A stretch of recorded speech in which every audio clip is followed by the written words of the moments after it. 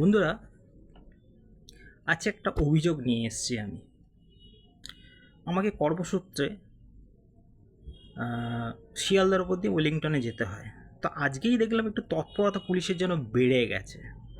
পুলিশের বলবো না, এই ট্রাফিক সার্জেন্টদের, যারা সাধারণত ডিউটি সেইভাবে করে না, তারা আড়ালে ঘাপটি মেরে থাকে।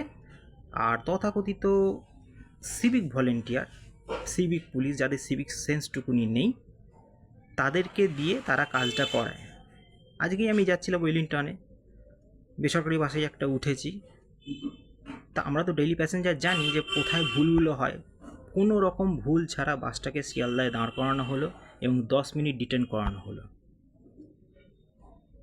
দ্বিতীয় একটা ঘটনায় আসি। আমি যখন বাড়ি ফিরছি সন্ধ্যেবেলা, ঠিক কারাবালা বাস স্টপের কাছে, যেখানে বিরন স্ট্রিট ক্রসে, ওখানে বাস স্টপেজটা হয়েছে আজ বিগত কয়েক বছর হয়ে গেছে।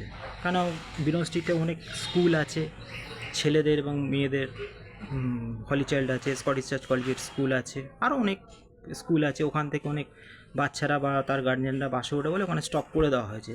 কিন্তু আজকে দেখছি বাসটা ওখানে দাঁড়ালো না, একটু এগিয়ে গিয়ে দাঁড়ালো, কি না ওই সিভিক ভলেন্টিয়ার ডাকছে। তো আমি না হয় আজকে সক্ষম আছি, দৌড়ে গিয়ে বাসে উঠলাম এবং বলার সময় বললাম, স্টপেজটা তো ভাই ওইখানে আছে, তোমরা বাসটাকে এখানে ডাকছো কেন? আমার পেছনে কিন্তু আরও 2-3 জন বয়স্ক মানুষ ছিলেন, তারা কিন্তু দৌড়ে এসে বাসটা ধরতে পারলেন না। ওই যে বললাম, সিভিক ভলেন্টিয়ার, যার কোনো সিভিক সেন্স নেই। ড্রাইভার কন্ট্রাক্টরদেরও কিছু করার নেই, তারা ভাবে স্পট ফাইন, সেই ভয়ে তারা বাসটাকে এগিয়ে নিয়ে গিয়ে দাঁড় করালো। তো আমরা প্যাসেঞ্জাররা তো সাফার করছি এবং এর কনক্লুশন একটাই আসা যায় যে বিগত যে পশ্চিমবঙ্গ সরকার ছিল, সেইখানে যে পুলিশ ছিল, তা সেই পুলিশের লেগেছে কি এখনও বহন করা হচ্ছে? তখনকার যে সিভিক ভলেন্টিয়াররা যেভাবে হম্বিতম্বি করতো রাস্তায়, এখনও দেখছি, আজকে দেখলাম সেই ব্যবহারটা আমি।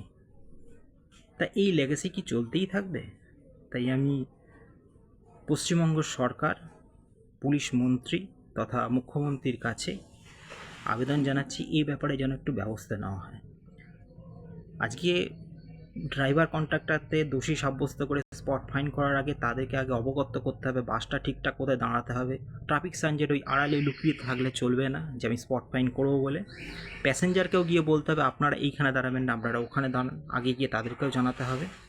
দুপক্ষকেই আগে সাবধান করতে হবে এবং ডিউটি প্রতিদিন করতে হবে। একদিন মাসে আমি দাঁড়ালাম, 2 দিন মাসে আমি দাঁড়ালাম, বাস আর কন্ডাক্টর, বাসের ড্রাইভার বা কন্ডাক্টররা তো জানে যে আজকে দাঁড়াইনি, আজকে আমি মন খুলে প্যাসেঞ্জার নেবো। কিন্তু ওই পালে বাঘ পড়েছেন মতন একদিন হঠাৎ ধরা পড়ে গেল, তাতে কী হলো? প্যাসেঞ্জার আমরা সাফার হলাম। সন্ধ্যেবেলা খেটে খুঁটে বাড়ি ফিরছি, বাসটা রিটার্ন হয়ে গেল 10-15 মিনিটের জন্য। সেই জন্য ডিউটি করুন, প্রপারলি ডিউটি করুন, প্রতিদিন ডিউটিটা করুন। এইভাবে যেন আমরা হ্যারাস না হই। এবং কন্ডাক্টর ড্রাইভারদেরকে কিন্তু আপনারা কিন্তু প্রতিদিন দরকার পড়ে সাবধান করুন।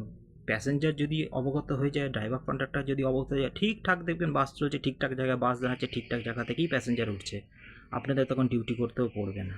কিন্তু আপনারা মাসে 30 দিনের মধ্যে 2-3 দিন এইভাবে ডিউটি করবেন, বাদ বাকি ডিউটি করবে না, ও তো এটা চলতেই থাকবে। তাই জন্যই তো বলছি, এই লেগাসি কি চলতেই থাকবে? বিগত সরকারের আমলে যা হয়েছিল, এই সরকারের আমলেও কি তাই হবে? জানি না এর ভবিষ্যৎ কী।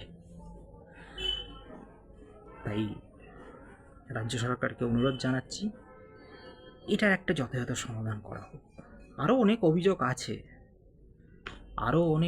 আছে, পরে আমি আস্তে আস্তে সবই জানাবো। তো আপাতত আজ এই অবধি থাক।